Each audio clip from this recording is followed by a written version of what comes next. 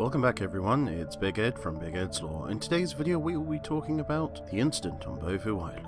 The incident on Bouvet Island showed Weyland Industries, then the Weyland Industries, just how deadly a cross-species bout between the alien hunters called the Predators and their insanely strong and lethal prey, the Xenomorph, would be. It was an incident that also gave rise to the first ever set of data files that Weyland Industries would ever record. It's those files I have gathered and recorded for you.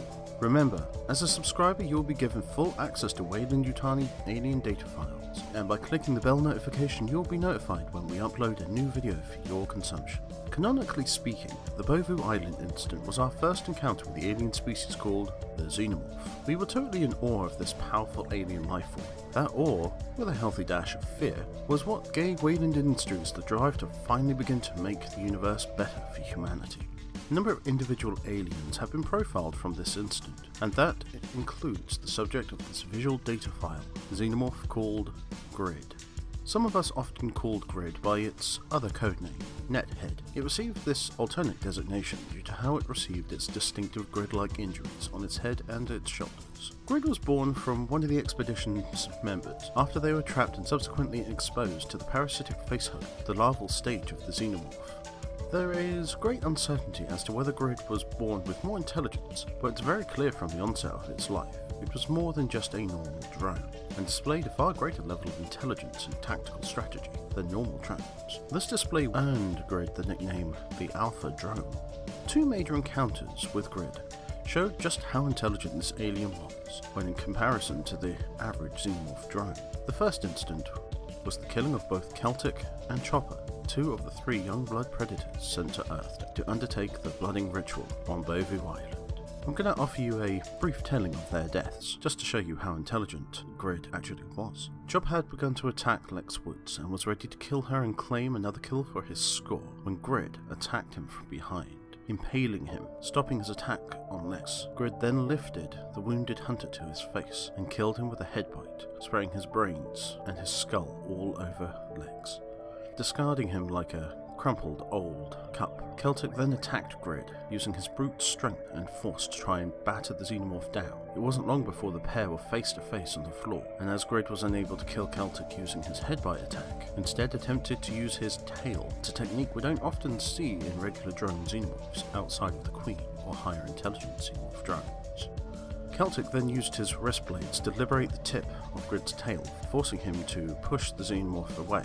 Grid then used his own acidic blood to spray Celtic's body armor. This forced the hunter to pause just long enough for him to remove his armor and regain his composure. However, Celtic was jumped from above. Grid was unfortunately unable to complete his attack, as Celtic caught him mid-jump with his net gun, forcing the weight of the Xenomorph onto the ground and through a small hatchway. Slamming into the pile of bones, Grid ended up rolling away. This allowed time for his acidic blood to eat through the netting. By the time Celtic arrived to kill Grid with a ceremonial blade at his waist, the acidic blood had done its job and freed Grid. Grid then attacked, pinned Celtic to the ground, and using a headbite, killed him, thus finishing off the second of the three predators.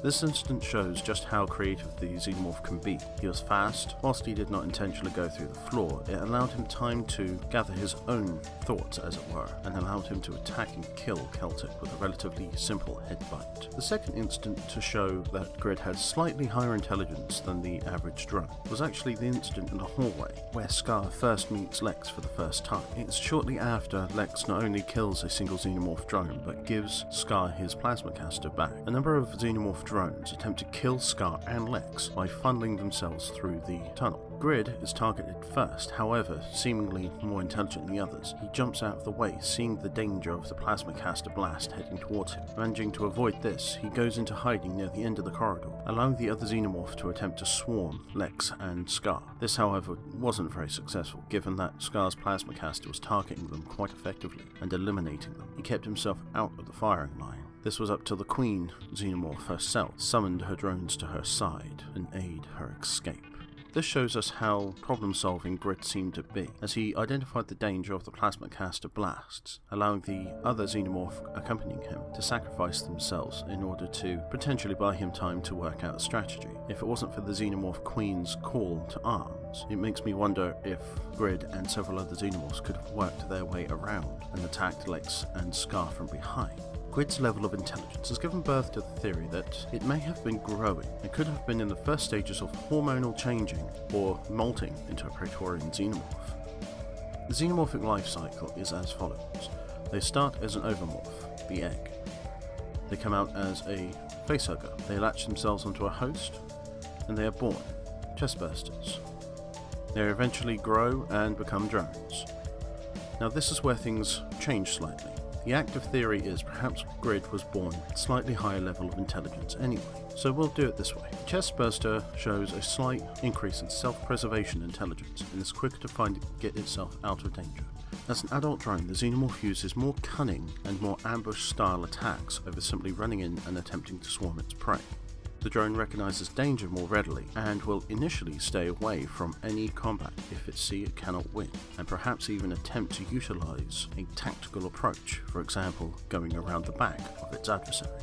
A combination of increased intelligence and more tactile thinking triggers a hormonal change within the Xenomorph and begins to force a physical change. This eventually causes the drone to molt its current form and grow into a Praetorian Xenomorph. When it comes to the Grid Xenomorph, we will never know, as Grid, along with the entire nest and the pyramid where the nest was located, was destroyed when Scar set off his self-destruct system within the nest itself. The incident on Bouvet Island was the catalyst in many regards for Weyland Industries. This triggered the company to pour millions, if not billions of dollars into research and development for space-based technologies, satellites, starships, etc. This was in order to advance humanity and allow us to eventually spread throughout the stars and eventually find alien technology and take advantage of it for ourselves.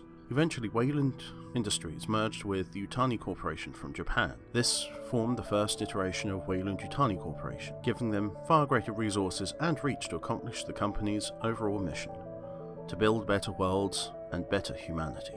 Thank you very much for watching this video, ladies and gentlemen. Subscribing will grant you clearance to all data files stored here on YouTube, and clicking the bell notification will let you know when we upload new data files concerning the Xenomorph species and the predator hunters.